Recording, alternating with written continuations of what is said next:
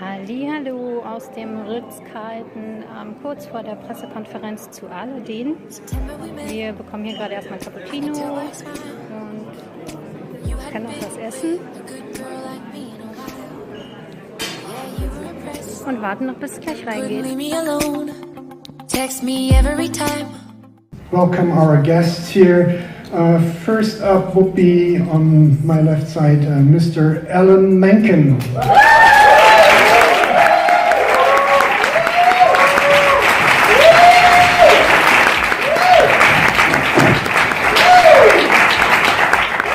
And we have our Jasmine, Naomi Scott.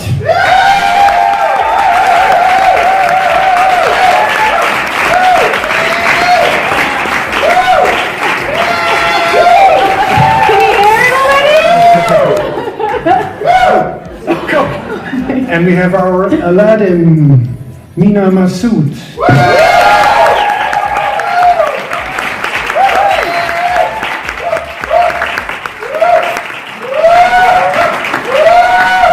And probably does not need an introduction, the genie, Will Smith.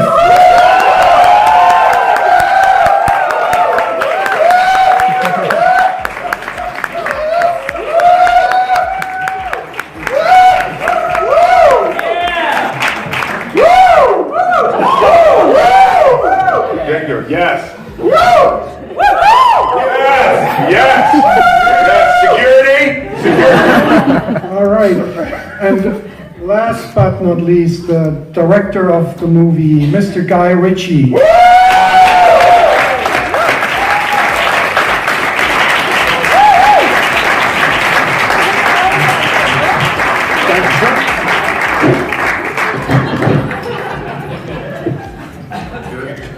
Yes, thank you very much. Every morning I was required to do that contractually. All right. Well, to start this off, my first question would go out to Guy on the other side of the table. Guy. Well, Aladdin is unmistakably a Guy Ritchie film, and at the same time, it's something we have not seen from you before. My question would be, how did you go about to make this fabulous and timeless fantasy, fairy tale, adventure, love, friendship story your own? Well, principally the motivation came from my family. I have 5 kids and my wife is a Disney file. So, as any parent will know, the principal agenda of any right-minded parent is to entertain the family. Yeah. So I felt as though if the wife was happy and the kids were happy, I was happy. And they were my judges all the way along the process. All right. Alan, yes. The movie gave you the opportunity to revisit music you had written almost 30 years ago. Yeah. How did that feel, and how did you go about updating what you did before? Well, it was really, when I found out that the Aladdin movie was going to be a Guy Ritchie movie, I said, well, what's that going to be? And, we're going to have the magic carpet like blown out of the sky or something. And so I think Guy's agenda was, I really wanted to see this contemporized, the score contemporized. So we did a lot of playing around with feels for the songs. We also rewrote some lyrics. So we, had an opening like Arabian Nights to take you through the marketplace. And then we have a new song for Jasmine. That's really gives her voice, and she wants to be heard. And it was, since a live action film is so much a director's medium, it really, it starts there. Yes. Well, my last question before we open up the questions to the room will be going out to all the actors. It seems like Aladdin is a dream project for any actor, because you get to do it all. You act, you sing, you dance, you run, you jump, you fly, in one case you shapeshift, and you fall in love. Well, what was your favorite part about the film, all of you? What's it go? Well, it's called Aladdin. It's Aladdin. Thanks, Will. And you're Aladdin. You should go first. Thanks, Will. I really enjoyed the physical part of it, all the action sequences and the stunt work. And when I first heard that Guy Ritchie was directing it, I certainly thought that would be a big part of it, and it turns out it is. So I'd say that was what I enjoyed the most. Princesa. Oh, thank you, Will. For me, I mean, it literally combined everything I love, like dancing and singing. I'm a bit of a wannabe dancer, so I really enjoyed all of it. I also think that, for me as well, it was a bit different because I'm kind of singing in character as well, and we did some of it live, which was really cool, some of the songs. So the first speeches was live. That was really exciting and new, bit of a challenge. So it was kind of like the perfect gig for me. Yeah, similar for me.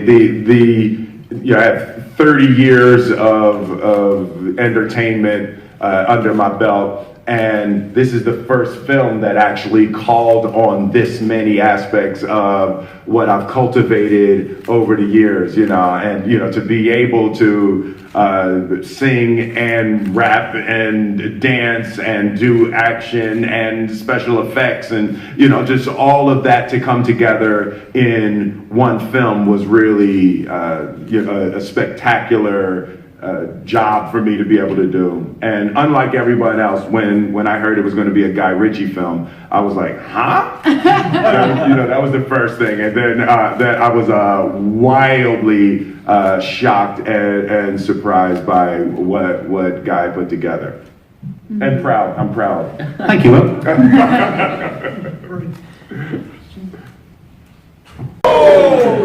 Man, like Descartes and Nietzsche all round up into one person. I wish for the next question. Yeah, hello, this is Marcus, and this is a question for Will. When you first appear as the genie, I thought, wow, this guy is in good shape, and I can say you probably still are. But on the other hand, I also thought... He's blue. I thought... maybe is this all real, or did you get some help from the CGI artists? No, but you know what? That is what was so interesting. And I was just talking about this with a friend of mine yesterday. The genie is a 100% CGI character. There's no me in the genie. The CGI artist took my face and took my expressions and 100% recreated it. There's no me in that genie. It's like the CGI is so good that you think it's actually me. So it's a guy, you did too good a job on the film that people don't realize that that's actually not me. It's like the work is so brilliant, it disappears. Well, I'll accept it. Sadly, I wasn't the artist that created it. But no, Guy's design for the genie that he said that was really great. He said, I want you to look like a 1970s bodybuilder. Yeah. Right? He was like, it was a German 1970s bodybuilder. Yeah, with a really big top, but when leg day wasn't important. So that was the look. That was the look he was going for. But no, but it 100% CGI. There's no actual me in the genie. But you're in good shape. I'm not in that good shape. Not in that good, but yes, I'll take it though. Thank you. Okay, that's all we have time for. I have a question to you, Will. So, was it difficult for you to play in such a different role in comparison to your movies before, and what do you prefer? You know what was really great is because half of my performance in the movie was CGI, I got multiple opportunities to do it. So there was one shot on the set, and not having to do any hair or makeup was fantastic. To be able to come to work just as you're dressed, and you put a couple dots on and do that. So that was spectacular. I love working like that. But there was one shot on the set, so I was there with the actors. Then there was another shot in the first round of what is that, motion capture. Then we did that, and then after he put the film together, I had another opportunity to really go back in and change lines and do things. So I loved the process of this film, how many opportunities I got to really refine and to create the character. So the Disney magic is real. This is my first Disney film, so I just love how it's done. I love the singing and the dancing and the Prince Ali sequence. I think is one of the, when you look back on your careers, that's going to be one of the masterpieces. The parade coming down the street, I think that was magnificent. And how you designed it and put it together, and the bravery that you have. So we would shoot the sequence, and there was 30 minutes to get the horses and the birds and monkeys, and then all of the 1,000 extras to go back. So every time we shot one time, it was 30 minutes before we could shoot another shot to get everybody back. And just as a director, to make that kind of commitment that we're just going to keep going no matter what, I love that, and I think it shows in the work. Good work, man. Appreciate you. Thank you. Mr. Smith? Yeah. If my dad would be playing the genie, I guess my expectations would be really, really high because I grew up with the movie. How was that with your children? Oh my goodness. Good question. I know, yeah. No one's asked that. Yeah, good question. No, Jaden was the one. So I had a couple of films that I was looking at, and I was trying to decide what I was going to do, and Jaden, he walked in the room, and I just wanted to ask him, and no, I hadn't told anyone that I'd been offered the genie yet, and Jaden was the first person. And he kind of looked for a second, and I told him about all the 3 projects, and I had the screenplays, and he couldn't believe that I was even asking the questions. And he took the other 2 screenplays, and he was like, duh, it's like, the genie, the chance to play the genie, are you crazy? And I was actually shocked by that, how excited people were about the idea of me playing the genie, but it was terrifying in the same way because of the Robin Williams didn't leave much room for improvement on the genie, so I was definitely nervous. But I think everyone can agree that Will is the only person that could have played this role.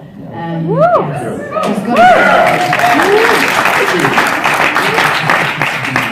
Yeah, I know, there's a bit half-hearted that, wasn't it? Woo! There you go. Good job. That you're not becoming a real-life Disney princess.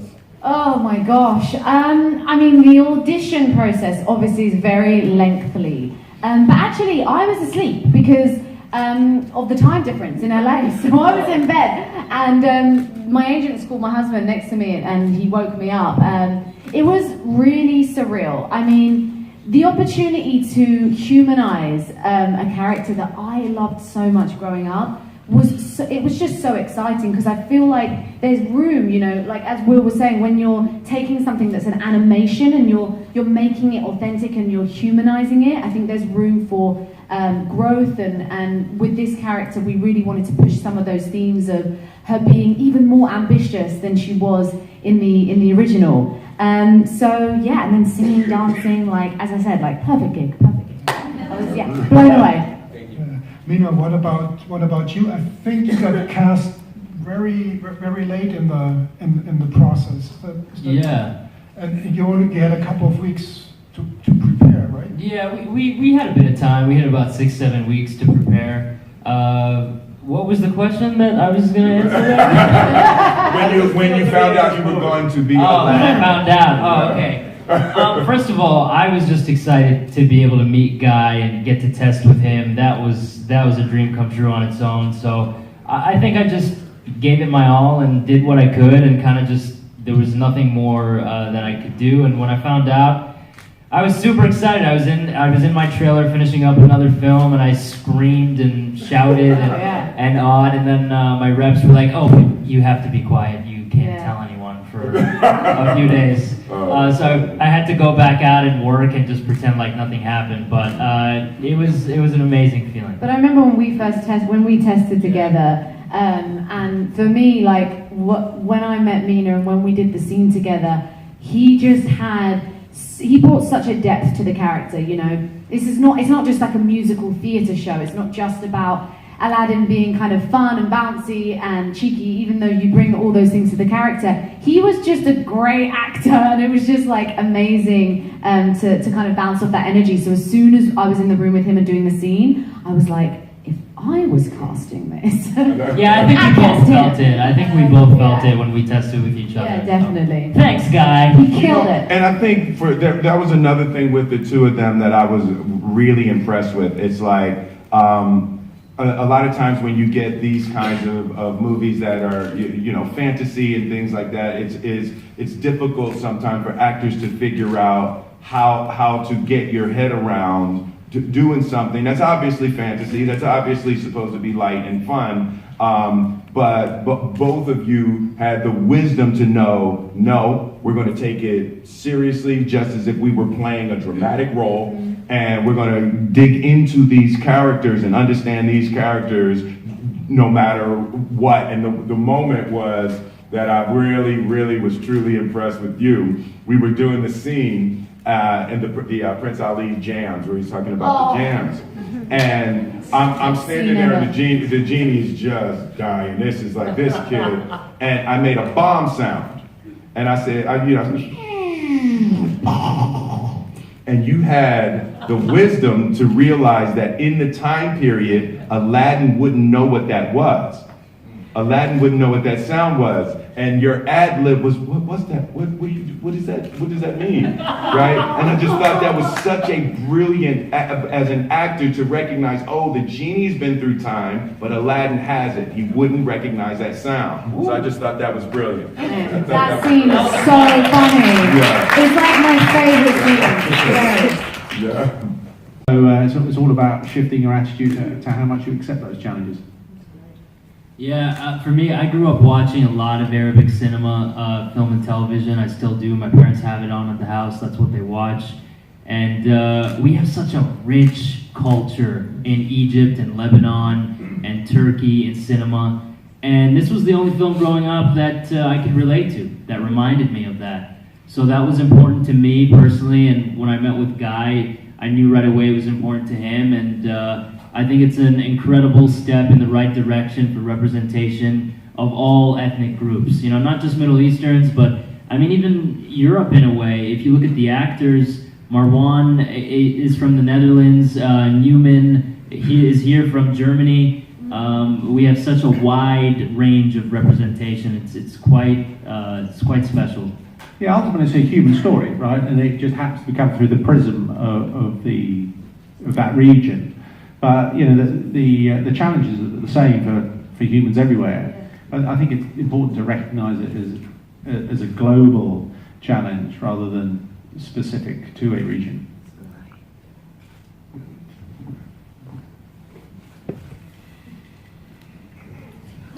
Well, while the microphone is traveling, my question to Guy would be, this is the first full-fledged musical you have done. How would you say that the day was perfect, still is perfect? Yeah, one of the best musical scores ever. So how did you manage to fight or handle your own nostalgia and get speechless in there? Well, first of all, remember, before we had the movie that was the movie people knew, Howard Ashman and I had a version of Aladdin that was a buddy picture, which contained some of the songs and a lot of other songs. We ended up cutting that, losing that on a day called Black Friday when the movie just went into a total change. And we came back with a romance. So I already made that adjustment. Then we came to Broadway, made a whole other adjustment, got in some of those songs. Now we're coming to this, back sort of to the roots of the movie, but what can we add that will give depth to that? And first of all, I had a new collaboration, and I was collaborating with Pasek and Paul, their team at Bench, Pasek and Justin Paul. They wrote the lyrics to La La Land, they wrote the music and lyrics to Dear Evan Hansen, which is a big hit on Broadway, and to Greatest Showman and other work. They're very talented. We got in the room together and we said, what do we think we can add to this movie? And we all agreed it was a song for Jasmine. And really a song that lifted Jasmine out of simply being, nothing wrong with being a Disney heroine, but something more than that. She's really a three-dimensional flesh and blood woman who wants to find her voice. So that was the motivation for the song. I knew we were going to push the score a little forward as far as pop influences. And so there was a challenge once we had written the song in fitting it into the movie. Because if we put it in the full song late in the game, it was too late for that. If we put it in too early in its full form, it was too early for that. So we divided it into two pieces. Which, first part is, I don't want to be speechless. Second part is, I will not remain speechless. And then also there's the full song. And then also back-scored it into throughout the entire movie as part of the score themes. So it really feels now integrated into the movie. And it's, now I think it's really of a piece of the movie. But along the way, it was not easy. It was, you know, it was a new element in Aladdin that really had to be threaded in. 3 words. I would go with fabulous.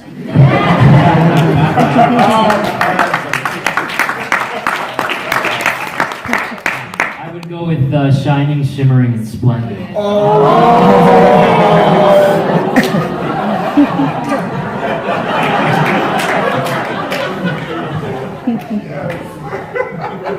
Top that, guys.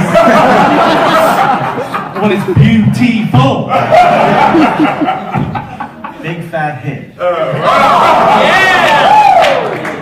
All right. I have to do it. No. Come on. I can't think of anything. You know what? It's fun. Fun? That's why. Fun!